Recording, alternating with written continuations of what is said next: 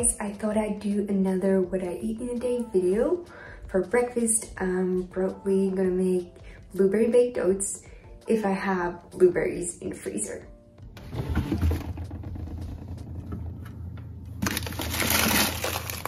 I did have 1 bag of blueberries in the freezer so I can make the baked oats.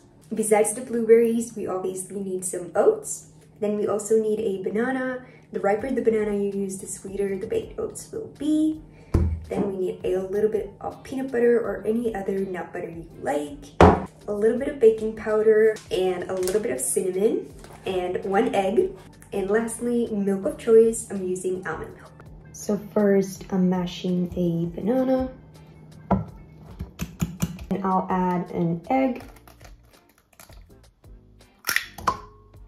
And a tablespoon of the peanut butter. And 1/4 cup of the almond milk. And then I just mix all the wet ingredients together.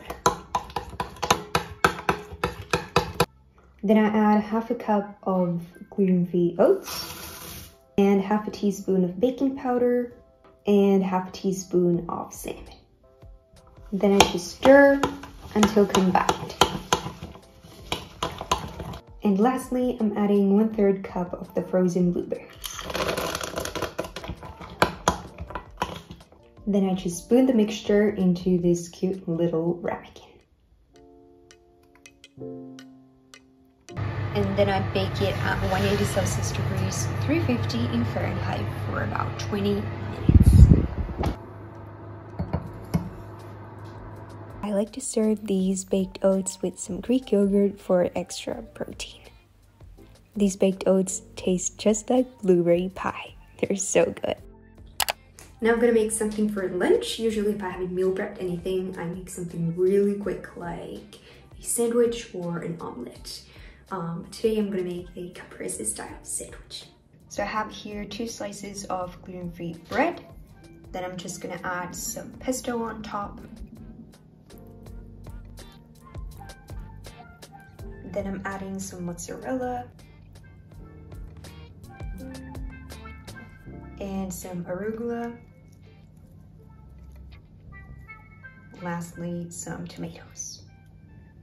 Here is the ready sandwich. This is such a tasty combination and I love to make this because it's ready in less than 5 minutes. For snack, I always like to make something super quick and easy, so now I'm making a 3-ingredient strawberry smoothie.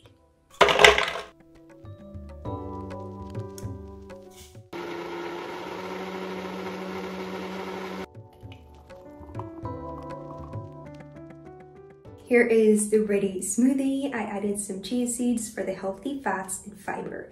Chia seeds are recommended to be soaked first because they absorb a lot of the liquid. I find that the easiest way is to let them soak after blending everything together. So now I'm going to put this into the fridge for about 10 minutes and then I'll have the thickest and creamiest smoothie. Now I feel like I want to bake something that we can then have for dessert after dinner because I always need something sweet after dinner. I have some pumpkin puree in the fridge, so I thought I could make chocolate pumpkin bread, which is one of my favorite fall desserts. It's so good. So yeah, let's start to make that.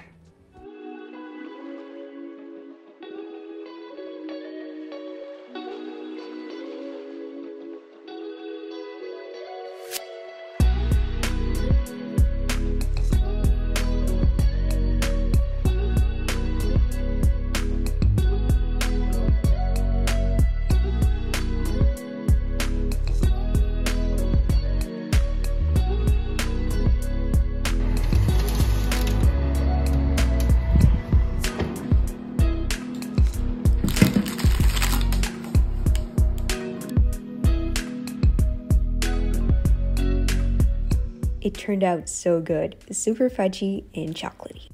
Let's make burrito bowls for dinner.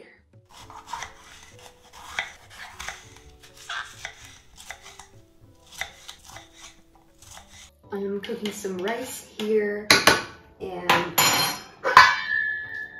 then I fried some chicken mince and now I'm going to season it. I'm adding some salt and pepper. and ground chives. You could of course add some garlic or onion if you don't have IBS. Then I'm adding some paprika spice and about a teaspoon of ground cumin and a pinch of chili powder. And lastly, about a teaspoon of ground coriander. Then I just mix everything together. Then I'm adding 1 can of black beans and I stir it with the chicken mince.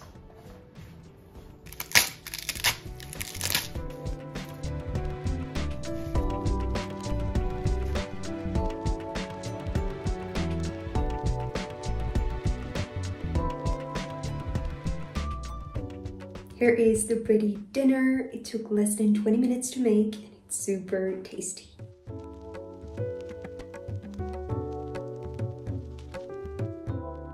For dessert, we're having slices of the chocolate pumpkin bread. Every evening, I also have some peppermint tea to help with bloating.